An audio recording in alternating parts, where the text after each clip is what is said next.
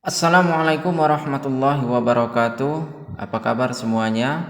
Selamat datang di Suara Sultan, suara yang berbagi pandangan terhadap hal-hal yang menjadi perbincangan banyak orang. Hari ini 4 September 2025, saya baru siap baca berita dari Tempo yang berjudul Represi Polisi Menangani Demonstrasi. Isinya begini. Kebiasaan buruk yang selalu dipertontonkan kepolisian negara Republik Indonesia ketika mengamankan unjuk rasa adalah tindakan represif. Tanpa adanya reformasi kelembagaan secara total, kejadian brutal yang memakan nyawa anak bangsa akan terus berulang. Tindakan brutal 7 anggota Brimob Polri yang melindas Afwan Kurniawan tidak cukup hanya dijatuhi hukuman etik. Tak sekedar dipecat sebagai anggota Polri, mereka pun harus diganjar hukuman pidana. Bagi polisi sangat gampang mengungkap kematian Afwan. Namun tanpa adanya transparansi, pengusutannya hanya formalitas belaka. Karena itu investigasi atas peristiwa kendaraan Brimob melindas Afwan Kurniawan ini sebaiknya melibatkan lembaga independen agar terang benderang. Kematian Afwan ini menambahkan panjang daftar oleh polisi menggunakan senjata pengendalian massa.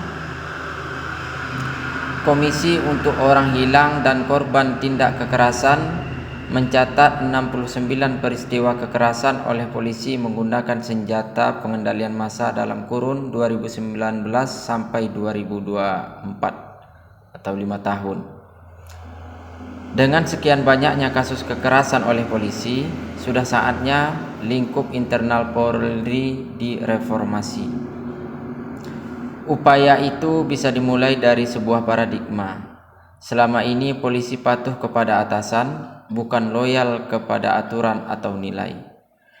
Kasus Ferdi Sambo contohnya, ketika anak buah tak bisa menolak perintah atasan meskipun melanggar aturan. Begitu juga pola rekrutmen sumber daya manusia yang selama ini kerap tidak transparan. Mengutip jargon yang selalu disampaikan Presiden Prabowo Subianto bahwa ikan busuk dari kepalanya. Reformasi total kepolisian harus dimulai dari komandan tertingginya. Kepala Polri Jenderal Listio Sigit Prabowo yang mesti dimintai pertanggungjawaban atas pelbagai kekacauan dan dalam penanganan demonstrasi. Itu adalah bunyi berita dari Tempo. Namun perlu juga kita tahu bahwa di HUT Bayangkara 76 pada 1 Juli 2025, Kapolri Listio Sigit Prabowo mendapatkan apresiasi langsung dari Presiden Prabowo atas prestasinya memimpin Polri. Walau demikian, kejadian akhir-akhir ini membuat kita harus melayangkan kritik kepada Kepolisian Republik Indonesia karena adanya kekecewaan terhadap tindakan represi polisi dalam menghadapi masa aksi sehingga mengakibatkan banyak korban luka bahkan meninggal dunia. Adanya aspirasi reformasi total di tubuh Polri seperti yang diberitakan oleh Tempo.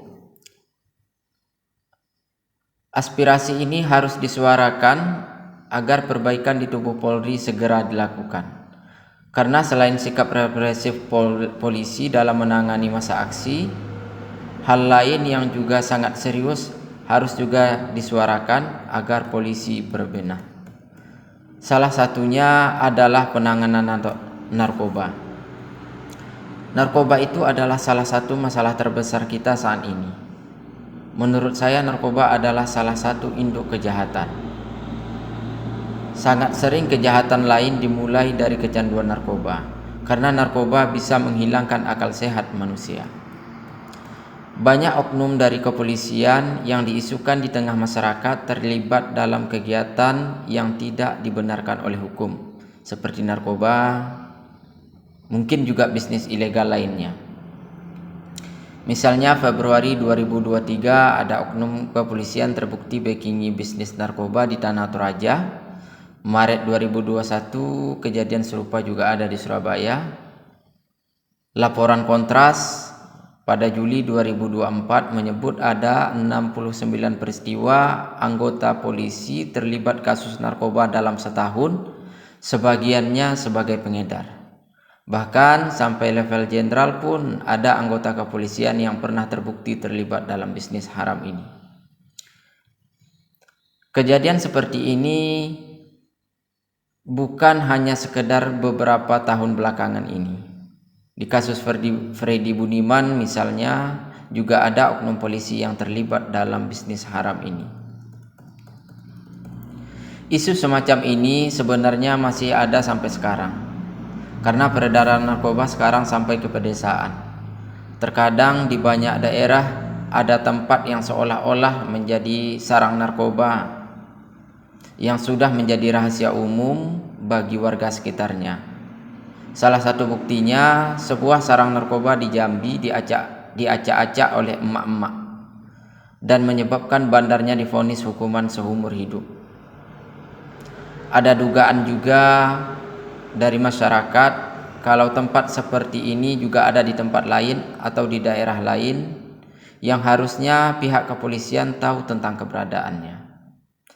Makanya jika reformasi kelembagaan secara total dilakukan di lembaga kepolisian, sarang narkoba seperti ini harus menjadi perhatian agar segera ditindak. Karena narkoba itu merusak generasi masa depan bangsa. Semoga aspirasi ini bisa sampai ke pembuat kebijakan dan dilakukan tindakan sesuai undang-undang. Jika di tempat saudara-saudara semua atau para pendengar ada juga dugaan tempat sarang narkoba, ayo suarakan bersama agar menjadi perhatian serius dari pihak berwajib untuk segera ditindak. Demikianlah Suara Sultan kali ini. Jangan lupa sampaikan aspirasi dan tuntutan tanpa anarki. Tetap semangat, jaga persatuan. Salam semangat perjuangan. Wassalamualaikum warahmatullahi wabarakatuh.